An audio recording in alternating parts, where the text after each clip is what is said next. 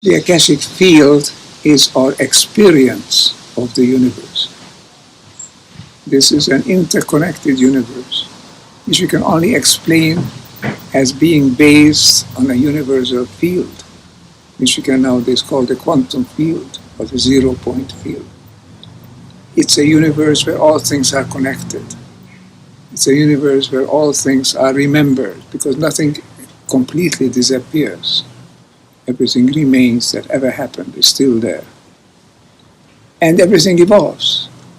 Either goes down and starts again from a lower level, which can also happen with extinctions of species, which supernovae of stars happens, or it continues to evolve.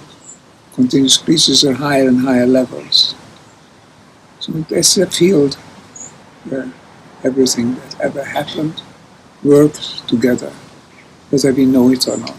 It's our advantage, our interest to recognize that this is an Akashic universe, experienced by us as an interconnected universal Akashic field.